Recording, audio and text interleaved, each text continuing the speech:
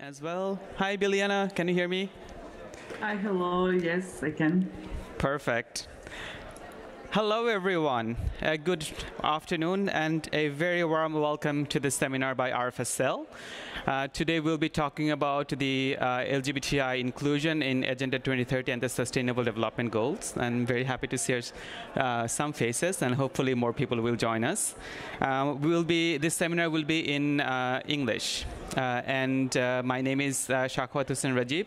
I work as the International Program Manager at RFSL. And joined by me today is my colleague and activist friend, Biljana Ginova, they, them, from the LGBTI organization ERA, LGBTI Equal Rights Association for Western Balkans and Turkey. And Biljana is joining me via Zoom. It's a bit of a weird setup today, but they can't hear me. They can see me, but they can hear me. And you can see them, and they can also hear you, obviously. So thank you so much for joining us. Today we will be talking about the Agenda 2030 and LGBTI inclusion. And the reason why I'm here is because RFSL and we have been working a lot with LGBTI inclusion, especially how LGBTI rights can be included in Agenda 2030 and the Sustainable Development Goals. And so fantastic to hear all this, to see the goal on the stage as well, and all surrounded by this. So perfect. And this is going to be a conversation. Biljana and I, we will try to have a conversation and try to talk about how it is important to have LGBT rights included in Agenda 2030. It's going to be about 20 minutes. We have about 4 or 5 questions for Biljana. And if we have time, you might be able to ask us questions. If not, you can grab me by the side later on.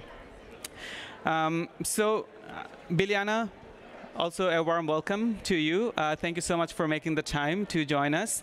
Would you like to very quickly introduce yourself?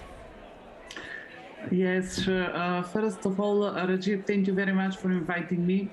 I'm so sorry that I cannot be there in person, or that I cannot see the people participating at this event, but I think we will try to make the most of it, considering the pandemic and everything around it. So, as Rajib said, my name is Biljana Ginova. Currently, I work as advocacy manager at ERA, which is Regional Association of LGBT organizations in Western Balkan and Turkey. Currently, we have 75 organizations that are members. In the past, I have been working at Helsinki Committee for Human Rights and other organizations. And I have engaged with the UN advocacy since maybe 5-6 years now. And that's how we've met with Rajib and RFSL as well. So thanks again for having me. Thank you for being here. What Biljana did not say is that they have been also working with Agenda 2030 for quite a few years now. And they would be able to tell you a lot more about why it is important and how to work with LGBTI and Agenda 2030. So Biljana, my first question is, as we all know that the much talked about Agenda 2030 is not that inclusive. It talks about leaving no one behind. It promises to leave no one behind, but it's not that inclusive. There are marginalized groups and communities that are left behind. And LGBTI people are not specifically mentioned. So, but yet we see that increasingly more and more LGBTI activists are using the Agenda 2030 as an advocacy tool. So my question is, why do you think it is important for LGBTIQ activists to push for inclusion in Agenda 2030? This is the beginning question. I agree with you. So yes, when you read the document, when you read the Agenda 2030, you will see no mention of LGBTI people or sexual orientation or gender identity. However, also there is no mention of other populations. What is important about this agenda is that it's applicable to all populations in all regions of the world. So that is stated in the main principle, in the preamble of this document, leaving no one behind. But also, if you go deeper into analyzing the document, one can see that this document refers to LGBTI people as well as to all other populations and constituencies. When we analyze, if we even go and read all strategic goals, goal by goal, all 17, there is almost no goal that is not relevant for LGBTI people. For example, end poverty. How many LGBTI people live on verge of poverty, especially after COVID? Or gender equality, how important it is for all gender minorities. Including transgender people and similar. Also, Agenda 2030 is one very important document that supports the states to improve the development processes in their country, but also to serve that for a global joint goal, and that is to leave no one behind by 2030. And therefore, when we also analyze the more and more growing research papers on the cost of exclusion based on the SOGI-esque status, we can see that exclusion of LGBTI people from the economic sphere, from the labor sphere, has a high negative impact on the development processes in the states. This surveys also tend to show, even in numbers, how negative impact the exclusion of LGBTIQ people in one society has on the GDP and on other important indicators in the development processes. Therefore, it should be imperative that LGBTIQ people are mainstreamed in all the processes for implementation of Agenda 2030 on global level, but also on a country-based level. Absolutely, and very, very well said that, like, you know, every goal is applicable to LGBTI people because we are part of the society and we contribute to the development of the country and the world. But my next question would be, like, what do we actually mean when we say LGBTI inclusion in the Agenda 2030? Like, how do you think that inclusion can happen when we are not specifically mentioned? And what are the strategies that LGBTI activists have been using to make sure that we are not left behind? Exactly. Yes, thanks for this question as well. Okay, first what I want to say is that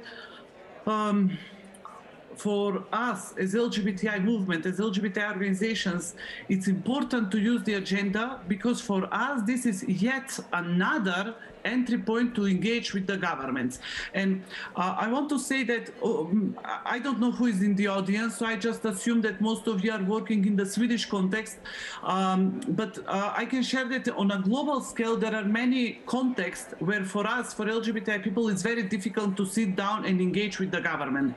So that's why this is important tool for us to build on the government's commitment to the Agenda 2030 and to use that to improve the situation for LGBTI people in the country. And also, for many countries, they don't have access to human rights frameworks. For example, in Malaysia, the situation is such that the country has ratified only 3 treaty bodies, so they cannot use human rights framework. For them, the only access to improving the situation of LGBTI people is the development framework and Agenda 2030, because this country has committed to the implementation of this document. So how do we do that? How do we use this document? First and foremost, we self-educate to understand better the development processes and also to understand the high-level political forum, Agenda 2030, what it means, how it can be used. So, one such example is actually the Rainbow Advocacy Program that RFSL is implementing, and I think until now you have implemented 3 generations, Rajib, and I can proudly say that I'm one of the member of the alumni from the first generation, and I learned so much about these processes at this academy. The other thing is, after we learn these processes, we know our rights, and also we know that we must be consulted, both in VNRs, when the states are preparing their voluntary national reviews, but also later in implementing these development processes in the countries. For example, our colleagues from Kyrgyzstan, when the state failed to invite them on the consultation process, they went even without invitation, and they gave report on the status of LGBTI people, and they said, listen, this is the real situation, you need to include this in your VNR as well. And finally, and of course that is the most used tool, we also prepare our own parallel reports. We prepare spotlight reports on the status of LGBTI people within the development framework in our countries. Absolutely. And what I hear, what you're saying is that the Agenda 2030 has become to be one of many tools and a new tool for LGBTIQ activists to actually use for advocacy and lobbying purpose. And you have rightly mentioned that in countries where human rights issue, like human rights is such a contentious issue, where governments are not willing to sit down with LGBTIQ people and listen to our demands. But it's easy to talk about development, right? It's easy to talk about economic growth. It's easy to talk about health. It's easy to talk about education. So the global movement, like with the Agenda 2030, where so much of resources are going into, like billions of dollars and being spent, we rightly demand that like LGBT people should be included in those programs, in those interventions. And you have been engaging with Agenda 2030 for some time now, and you have some very inspiring stories, examples of how you have been able to utilize the mechanism, the tool that you just mentioned, and worked with the government. And you have actually achieved some amazing results, which probably would not have been otherwise in your country where you're from, in your own context. So can you tell us a little bit about some of these examples, share some examples with us? Yes, of course. So I come from North Macedonia. And in the case of North Macedonia, there is so much to be shared, especially about the political context. But I will shorten this story as much as possible. And that is that until 2016, for more than 11 years, we had a very, very autocratic government who produced homophobia and transphobia. So the very high-level political leaders, they would come out publicly and give some homophobic statement, after which always followed severe violence, attacks on us, on our LGBTI centers, and similar. So when the government changed in 2016, early 2017, the first thing that they did, they committed to SDGs. And they used these very colorful backgrounds with the SDGs to show how committed they are to the development, to the international processes, EU processes, and similar.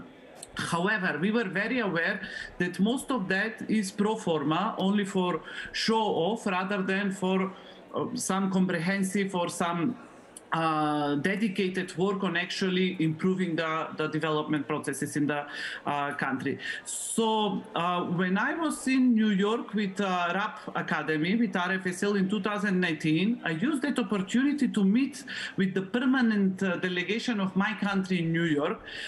So on that meeting, I pointed out to the importance of involving LGBTI people in the consultation process, because we are equal constituency, equally, how can I say, important constituency in our states. We are all tax-paying citizens. We contribute to the development of country. That's why we need to have a say in these processes as well. So they involved us, but in a very limited way. They simply sent a questionnaire to be filled, and only one LGBTI organization managed to fill that questionnaire. We saw that that is not enough, so that's why we organized a rather consultative process. We invite all the LGBTI organizations in the country, and we said, okay, listen, maybe we did not participate in the VNR, but let's prepare a spotlight report. And that's what we did. In the spotlight report, we took the approach to report on every SDG that we see relevant for us or for which we had data. We used the data from our reports, from our surveys, but also from international surveys such as the World Bank survey on the socioeconomic situation of the LGBTI people in our region, such as the FRA, the survey from the Fundamental Rights Association from European Union, but also we added case studies for the people reading this report to see that this data also has a face, that these are not only numbers, that these are actually living experiences of being left behind For many LGBTI people, especially those who are with intersected identities, like Roma people or different ethnic or religious minorities in the countries and similar. Luckily enough, we were invited to give a statement during the VNR of North Macedonia. And because at this event, there was only one NGO representative who could give a statement, and that was us, as members of the LGBTI stakeholder group. We used that opportunity to reach out to all the constituencies in our country. So people who work with people with disabilities, with with women's movement, with all other stakeholders in the country. So that's why we prepared inclusive statement. So usually, even though LGBTI people are left behind, we wanted to show how it should be done in an inclusive way. So that's why we invited everybody to prepare the statement. Another interesting fact for this experience is that the VNR session on North Macedonia was on the same day with the parliamentary elections. So that's why this session was the Minister of Labor and Social Policy, quite high-level politician. But due to some technical glitches, because in 2020 High-Level Political Forum was online, they couldn't stay until the end to provide full answer on my question. So the chair of the High-Level Political Forum asked them to provide us with written answers. And we received that written answers, which is very unique experience, because that document, which is now published on the official website of High-Level Political Forum, refers mainly on LGBTI and also states clearly in a written document published by our state that they are dedicated to implement these several questions that I asked in my questions. And I can tell you now that most of them are implemented. So the anti-discrimination law now recognizes both sexual orientation and gender identity as protected grounds, and also it recognizes intersectional discrimination. And second, the legal gender recognition, the law on legal gender recognition, is now in the parliament waiting to be adopted, and it's almost on self-determination. So basically, in our case, the process showed to be successful because we exhausted almost every aspect of it. Which is so amazing to hear, because when we talk about Agenda 2030, we don't really talk about how it is so connected with the legal, the human rights system as well. And here you have an example where you have actually used Agenda 2030 to come up with policy and laws regarding anti-discrimination law and gender recognition law, which is, again, like, you know, sort of ensures the fact that we need to be included in these consultation processes so that we can also influence policy and advocacy for human rights as well. Finally, before we sort of finish, we have 10 more minutes, but I guess we will need that time. But finally, my question would be like, you know, we are here from so many different organizations today, and like this is the biggest human rights platform, and so many organizations are working with human rights issues and development issues. But not many, we haven't seen that many sort of platforms opening up to LGBTI issues or that being sort of highlighted, focus. But what suggestions would you give them to give the civil society organizations sort of to who would like to work with Agenda 2030, who would like to start working with Agenda 2030 and also include LGBTI people in their work? How do you think they can start? Like, what could be the starting process? Yeah, first I actually want to refer a little bit to what you said about the connection with the human rights framework. When you analyze even this main principle, leave no one behind, for people who work with both frameworks, you can see how connected this principle is with the human rights-based approach, which in the core itself is to put the concerns and needs of those who are most marginalized in one society first and to start building from there. So that's why the development and human rights framework are very interlinked, and very often we use them interlinked. So we can see in the reports that we submit to CEDAW committee, for example, we also also quote or make the linkage with certain SDGs, for example, gender equality or access to justice and similar.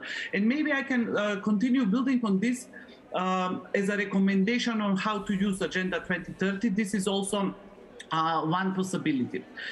The other thing that I want to emphasize, it's important, and now we see that even more and more, especially with the rise of anti-gender movements, anti-rights attacks, etc., that we need to work more on uniting, not just people and organizations, but ideas, ideologies, to unite efforts.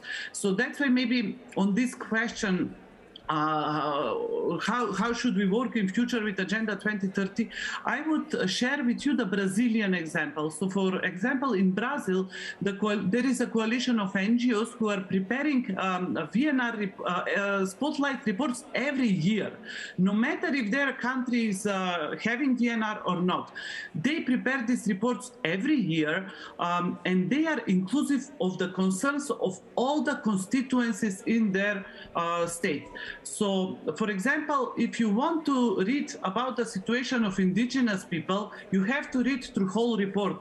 And even if you are not interested, of course, you will read about LGBTI people and about their concerns and about their challenges that they're facing within the development processes in their country. So for me, this approach is brilliant because it shows that unless we work together, unless we see that we, how can I say, we are facing with the same enemy of injustice, of intolerance, of people who don't want to see this agenda achieved because they want to see some certain population in power of the processes, we need to unite, to fight together.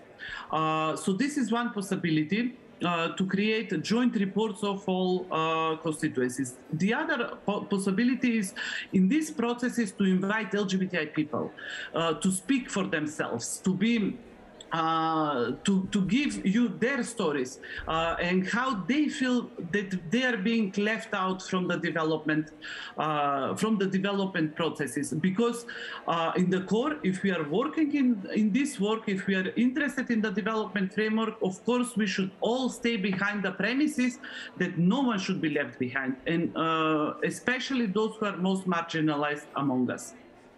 Thank you very much. I think that's very conclusive and very concrete suggestions, like first of all, starting with ourselves, educating ourselves on how these mechanisms could be useful, but most importantly, invite the constituency, invite the people to be on the panel, to be on the boards, to be in the processes of decision making.